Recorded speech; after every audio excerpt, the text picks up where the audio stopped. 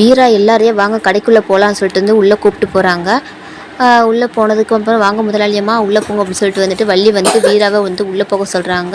அவங்களும் உள்ளே போகிறாங்க. அப்புறம் வந்துட்டு எல்லோரும் சந்தோஷமாக இருக்கும்போது மாறன் மூஞ்சி அப்படியே வந்துட்டு அப்செட்டாக ஆகுது. உடனே என்னமாம்மா என்னாச்சு திடீர்னு அப்செட் ஆகிட்டீங்கன்னு சொல்லி பிருந்தா கேட்குறாங்க. இல்லை அப்பா தான் வந்து போனி பண்ணு சொல்லிட்டு வீரா ஆசைப்பட்டா, ஆனால் அதுதான் நடக்கலை அப்படின்னு சொல்லிட்டு வந்துட்டு சொல்கிறாங்க. அண்ணன் தானே வரும் அப்படின்னு சொல்லிட்டு வந்துட்டு வள்ளி சொல்லிட்டு இருக்காங்க. அதுக்கப்புறம் எல்லோரும் வெளியே அப்படியே போகிறாங்க. வெளியே போகும்போது வந்துட்டு எல்லாருமே வந்து வீராக்கும் மாறனுக்கும் கங்க்ராட்ஸ் சொல்கிறாங்க. எல்லோரும் விஷ் பண்ணுமே வந்துட்டு அந்த பக்கம் வந்துட்டு கொசுக்கு புகை போட்டுட்டு வராங்க. அதை ஆப்போசிட்டில் வந்துட்டு நம்ம ராமச்சந்திரன் நடந்து வந்துட்டுருக்காங்க.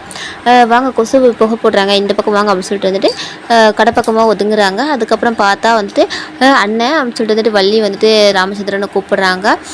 கூப்பிட்டதுக்கப்புறம் அப்படியே ராமச்சந்திரன் உள்ளே போகிறாங்க. உள்ளே போனதுக்கப்புறம் அங்கே இருக்க வேஷ்டியை பார்க்குறாங்க. வேஷ்டியை பார்த்துட்டு உடனே வள்ளி சொல்லிட்டு இருக்காங்க. நீ தானே சொன்ன எங்கள் அப்பா தான் போனி பண்ணுன்னு சொல்லிட்டு பற்றியா எப்படி வந்துட்டாருன்னு அப்படின்னு சொல்லிட்டு வள்ளி சொல்லிட்டு இருக்காங்க.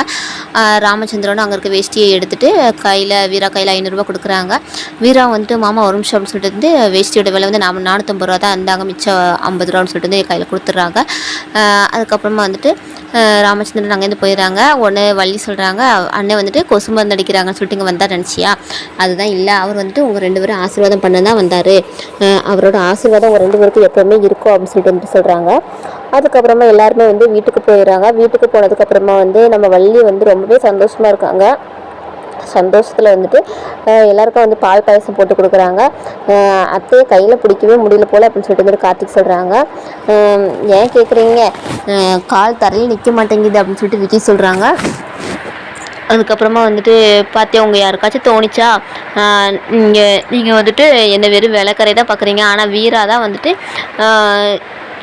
என்னை வந்துட்டு ஒரு முதலாளி ஸ்தானத்தில் வச்சு பார்த்துருக்கா அப்படின்னு சொல்லிட்டு சொல்கிறாங்க. உடனே என்னத்தை சொல்கிறா அப்படின்னு சொல்லிட்டு வந்துட்டு ராகவன் கோச்சிக்கிட்டு பாயசத்தை குடிக்காமல் வச்சுட்டு போயிடுறாங்க. ஐயோ தப்பான வார்த்தையை விட்டுட்டோமே அப்படின்னு சொல்லிட்டு வந்துட்டு வள்ளி ஃபீல் பண்ணுறாங்க. கார்த்திக் வந்துட்டு என்னத்தை நீ வந்துட்டு மாறனையும் வீரா வந்து தூக்கி வச்சு பேசு, அதை பற்றி எனக்கு பிரச்சனை இல்லை, ஆனால் வந்துட்டு நீ தப்பான வேலை யூஸ் பண்ணிட்ட தப்பான நேரத்தில் அப்படின்னு சொல்லிட்டு வந்துட்டு அங்கேருந்து போயிடுறாங்க. எல்லாருமே அங்கே போனதுக்கப்புறமா வந்துட்டு ராமச்சந்திரன்கிட்ட அண்ணன் தெரியாமல் வார்த்தை வந்துருச்சுங்கண்ணே அப்படின்னு சொல்லிட்டு வந்துட்டு வள்ளி சொல்கிறாங்க. நான் அப்படியே வள்ளி உன்னை நடத்துகிறேன், அப்படி நடத்திருந்தேன் என்னை மாற்றிக்க பார்க்குறேன் அப்படின்னு சொல்லிட்டு வந்துட்டு ராமச்சந்திரன் சொல்கிறாங்க. அண்ணன் தெரியாமல் வந்துட்டு சொல்கிறேன்ல அப்புறம் வந்துட்டு சரி அதை விட நாளைக்கு வந்துட்டு எல்லோரும் குலதெய்வ கோயிலுக்கு போனோம், நம்ம குடும்ப பிரச்சனை அங்கே யாருக்கும் தெரிய வேண்டாம், அதனால் எல்லோரும் வர சொல்லு அப்படின்னு சொல்லிட்டு ராமச்சந்திரன் சொல்லிட்டு போயிடறாங்க. ஆட்டோ சவுண்டு கேட்குது. உடனே வள்ளி வந்துட்டு ஓடி போய் வள்ளிக்கு வீரா கிட்ட வந்துட்டு அப்படியே கட்டி பிடிச்சி அழுகுறாங்க.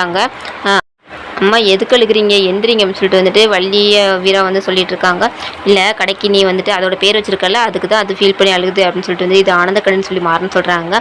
எல்லாரும் வந்துட்டு நீ என் பேரை வச்சதுனால வந்துட்டு நான் தலைக்கால் புரியாமல் ஆடிக்கிட்டு இருக்கேன்னு நினைக்கிறாங்க, ஆனால் உண்மை அது கிடையாது.